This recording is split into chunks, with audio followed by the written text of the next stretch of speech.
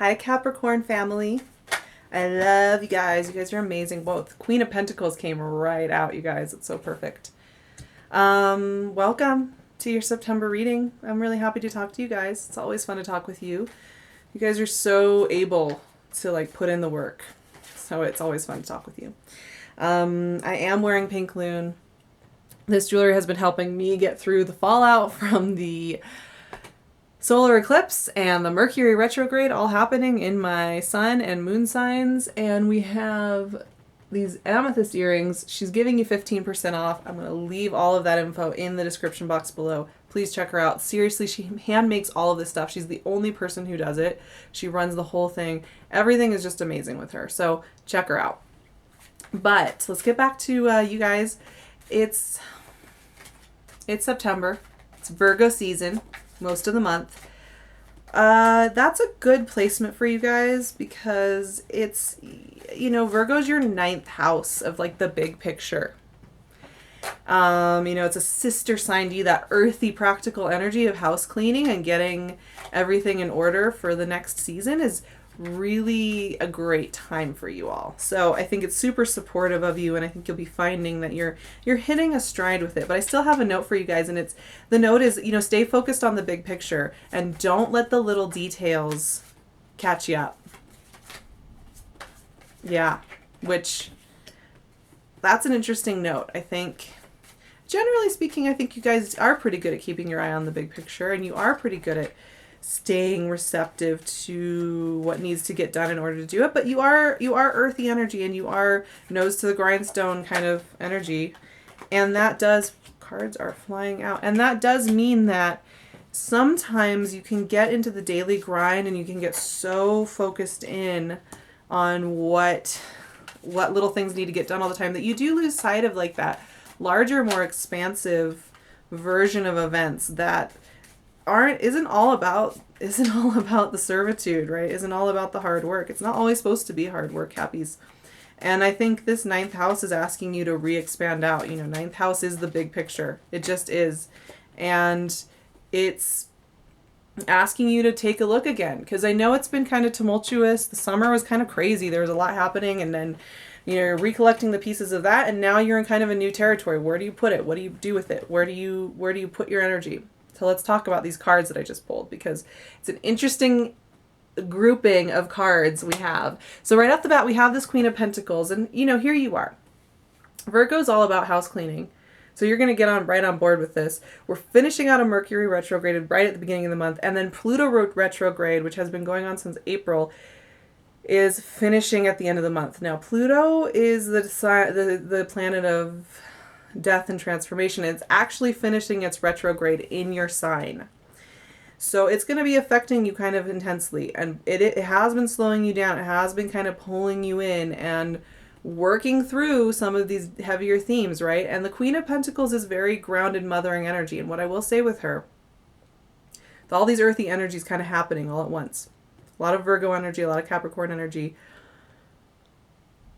The Queen of Pentacles is asking you to take good care of yourself, first of all. She's a mothering and nurturing energy. She's also asking you to stay calm through what's coming up next. Because I think a lot of you are sensing there's a storm on the horizon. There's some more shifting. And I know there's already been some storms. I know, you guys. I know.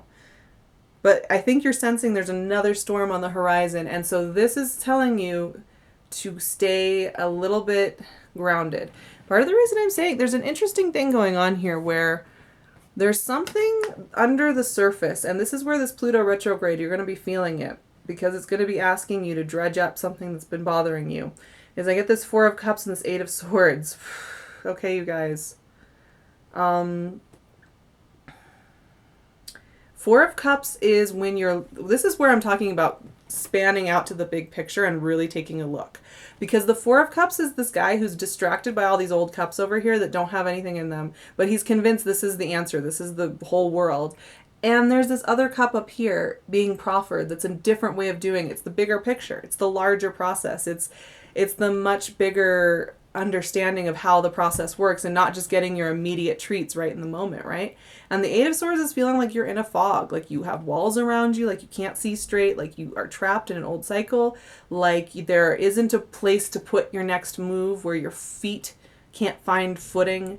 That's the kind of energy that we have here. And I have to say, you guys, that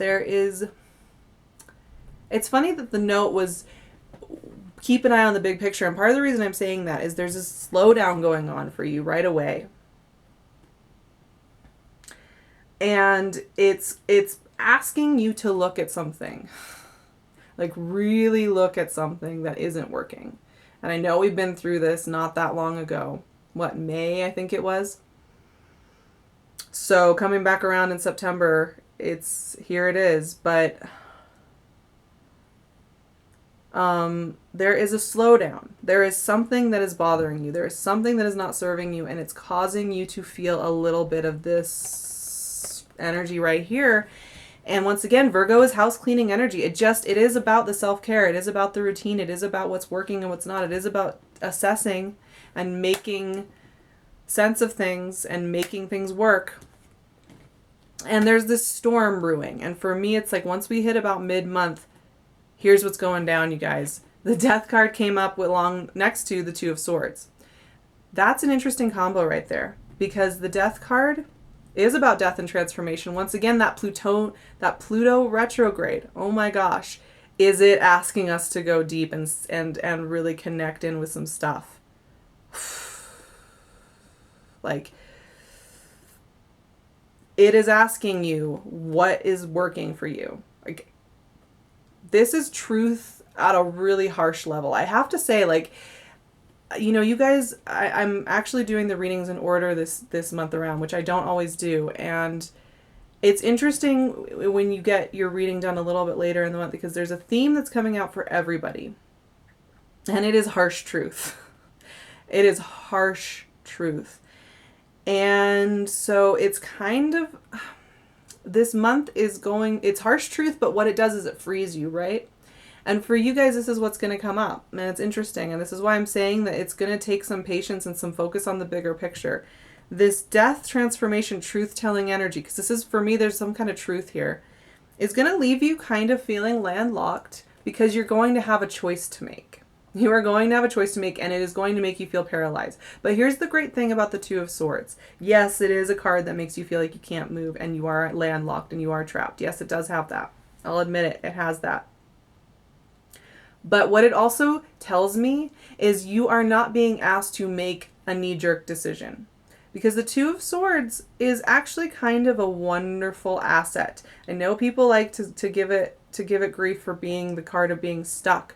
But for me, this is that pass to say, oh, you've gotten a big download of truth. You've realized something's not working for you. You have hit a wall. You have burnt out. You have had a fight that really hurt you, or, you know, you were just tired of a work situation. This card here, the Two of Swords, is like, okay, you have a truth. Now let's sit with it for a little bit. Let's sit with it a little bit and assess what's going on there. You don't need to run off and jump into the water and start swimming because you feel like you have to make a choice. What you need to do is internalize this information and get a better understanding of it before you start swinging around two swords, right? So there is kind of this thing of like patience and slowness. I mean, these three cards started us off, and for me, these are all patience, slowness cards. These are all like, yeah, you're going to be getting some information. You might as well relax and let it sink in so that you can move forward with clarity and consistency, right? And the thing is, I see some really positive things coming out of you taking that pause, because actually the next three cards are so great. They're all Pentacles, which is great for Cappies. We have Three of Pentacles, Ace of Pentacles, and the Knight of Pentacles. These are so awesome. All three are so amazing. So let's talk through them card by card.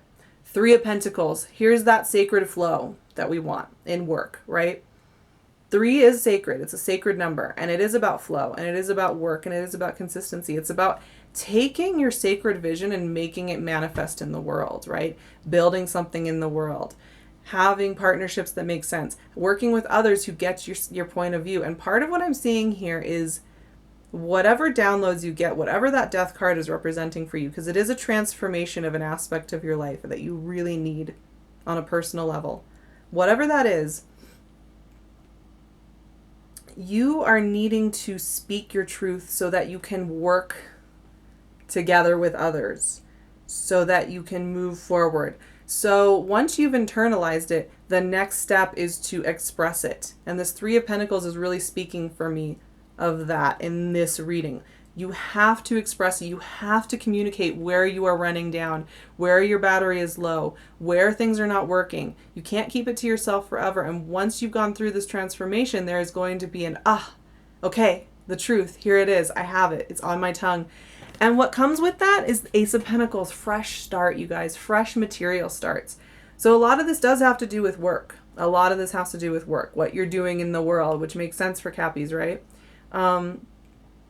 This is about you really feeling that you are starting some kind of new chapter too. Now, this can be in relationships as well, because that Three of Pentacles speaks to me of connection with others and how that's affecting you. And this is a fresh start card. This is saying, here you go. Okay, you've had this insight, you've had this burst of truth, you've internalized it, so now you're ready. We can make some changes. We can put our foot on a path. And this is, once again, it goes back to this big picture energy that I keep getting for you guys. The thing is that you're not going to get all the puzzle pieces solved this month. What you're going to get is some truth and some good conversation. Then what do? We keep a steady pace. The Knight of Pentacles moves very slowly. So slowly. Of all the knights, this knight, his horse has no feet moving. Right? Like, none. His horse isn't going anywhere. And that's because this is he plays things safely. He plays for the long game.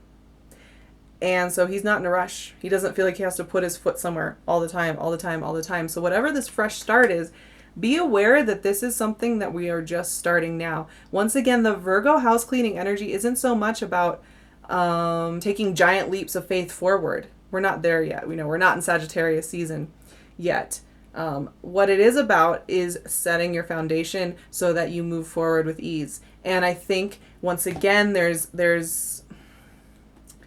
a boon, there's a benefit to you in pausing before speaking, in integrating whatever it is that, like this truth, this blinding light, almost this light bulb moment of being like, oh my gosh, this is what has been dragging me down. It's really heavy here for you guys. And